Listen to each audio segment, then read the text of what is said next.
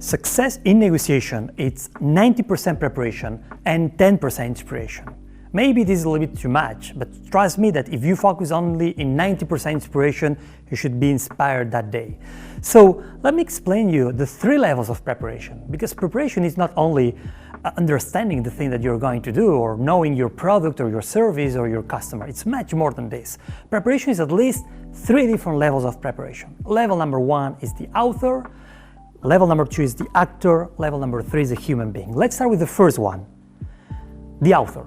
You should be able, before your negotiation, to write a book about your negotiation. What does it mean?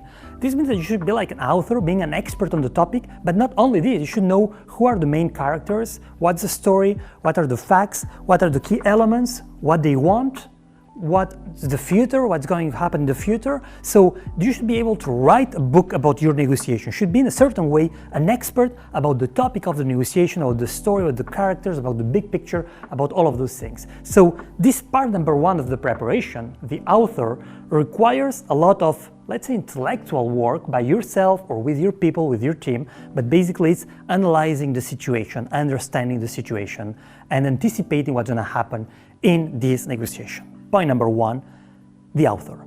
Let's go with point number 2, is the actor. Well, maybe you are not acting in a negotiation, but at least you are performing. You are using your voice, your face, facial expressions, your body, your dress code, the decor around. So we can prepare this. Of course we can prepare. We can anticipate, we can train ourselves in front of a camera, in front of a mirror, with our colleagues, with our friends, how you're going to act during the negotiation. And you can, for instance, you can repeat some of the key questions that maybe they can ask to you.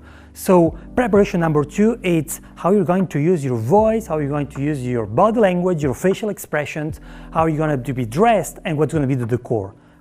Second level of preparation is the actor. And let's go to the third level of preparation, is the human being. Negotiating is a physical activity. That's why sometimes after a negotiation you are physically exhausted, because you're using your eyes, you're using your ears, you're using your body. It could be a lot of tension, emotion, so it's a physical activity. It's not only mental, it's also physical.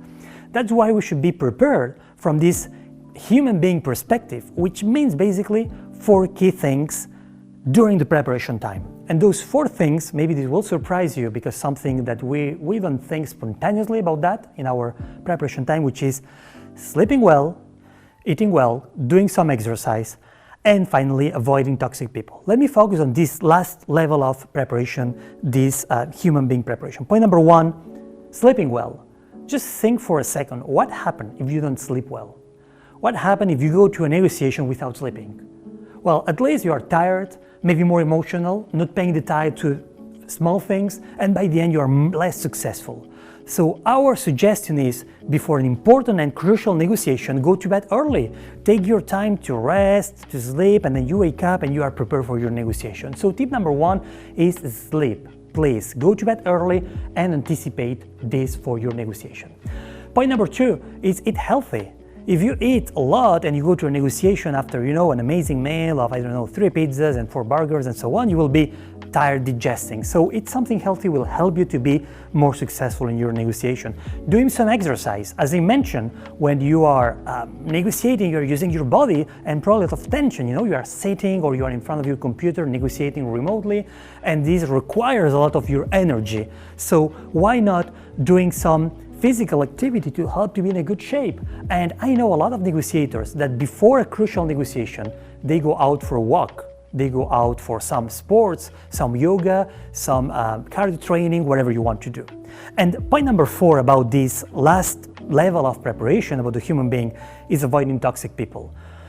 We have toxic people everywhere. We have toxic people in our companies, we have toxic people in our friends and family, in our community, but we cannot avoid them, but we can choose the amount of time that we spend with them. Let me give you an example. You have a very important meeting tomorrow at 3 p.m. It's a crucial meeting with one of your most important customers. My advice is to avoid having something from 2 to 3. Because let's imagine that you have another meeting from 2 to 3 with someone who's very aggressive, very competitive, very pessimist, very toxic. By the end, this person will take a lot of your energy and you will be much less successful than if you empty your mind for 1 hour with no toxic people around you, focusing on your next negotiation. So here we go. 3 levels of preparation. Remember, the author, being able to write a book about your negotiation. Second level, remember, the actor. You're not acting, but at least probably performing, using your voice, using your dress code, using everything around you. And point number 3, it's this human being preparation. Remember, sleep well, eat well, do some exercise, and avoid toxic people. Good luck with your negotiations. Good luck with your preparations.